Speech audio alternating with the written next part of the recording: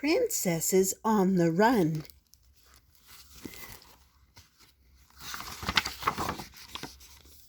Once upon a time, there lived a beautiful princess named Antonia. She had the most elegant dresses, played with the newest toys, and had the largest book collection in the entire kingdom. But for a reason she could not quite pinpoint, she felt bored. Antonia also had many friends, but they were never available for play dates. Cinderella was always busy cleaning. Rapunzel never left her tower. Snow White constantly had her hands full, and Sleeping Beauty was always too tired. As each day turned into night, which then turned into day, Antonia grew more and more restless. To cheer her up, Antonia's parents offered her more presents. They gave her more dresses, more toys, and more books. A fish, a cat, a dog, fancier dresses, a state-of-the-art computer, an elephant. But Antonia was still bored. As she stood in her bedroom, surrounded by all her presents, Antonia began to feel lonely. "But what can I do?" she asked herself. Antonia felt a bolt of lightning go through her, and she ran straight out of her room. She ran out of the castle, through the town, and straight into the deep, dark forest. With every step she took, she ran faster, and her heart beat more quickly. Antonia didn't recognize this new feeling in herself. Might this be the thing called freedom she had read about? Antonia ran and ran until something long and soft brushed into her face. Looking up, she realized it was Rapunzel's long braid. Rapunzel, who had been trapped in her tower long enough, was also escaping. The two princesses clasped hands and ran through the forest, not thinking about what they had left behind. Antonia and Rapunzel ran and ran, but stopped when they heard a noise. "Ouch!" squealed a voice. Someone was hopping toward them, wearing a shiny glass slipper. It was Cinderella. "Take that shoe off and come with us," Antonia told her, to which Cinderella happily agreed.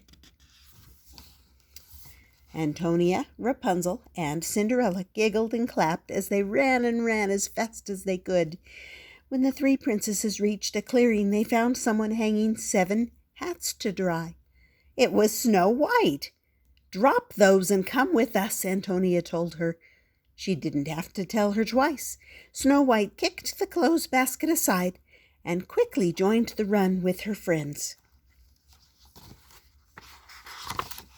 The 4 princesses couldn't contain their excitement and cheered and laughed as they continued onward. "What on earth?"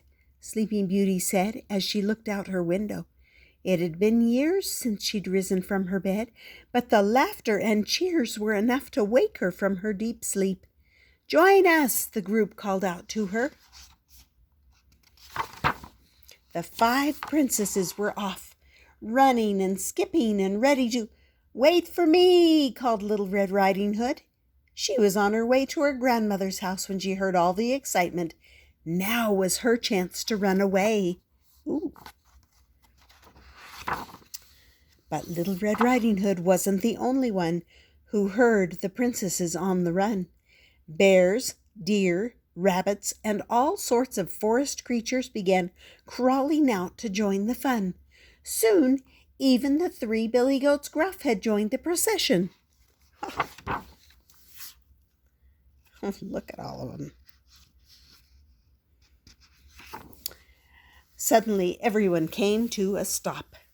They reached the sea, and there was nowhere else to go. "What are we going to do now?" Little Red Riding Hood wondered aloud. Antonia looked at the beautiful sunset.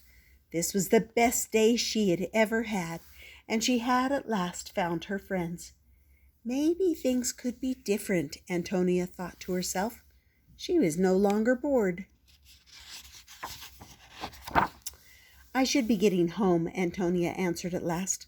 The others searched their heads and thought about this. After all, who was going to tuck them into bed?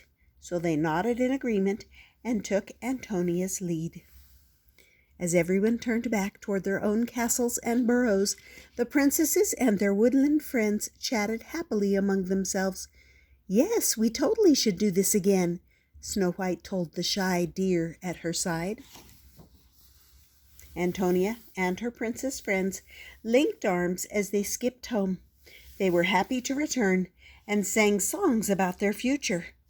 All except for Sleeping Beauty, who hadn't had this much excitement in a very long time. And when the princesses returned, everything was different. Rapunzel cut her hair into a much easier to manage bob. Her new do was so popular that girls from far and wide lined up to get their hair cut.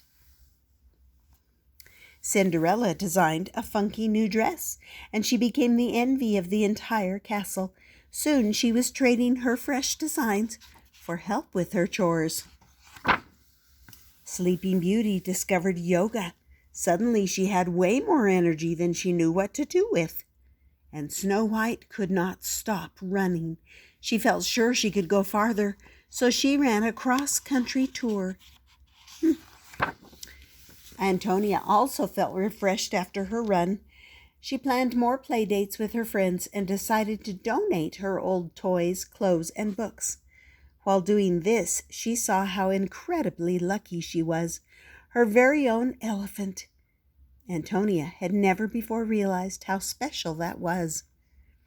And when she wondered if her elephant liked to run too, Antonia decided there was only one way to find out. The end. And that was a nice little fairy tale called Princesses on the Run.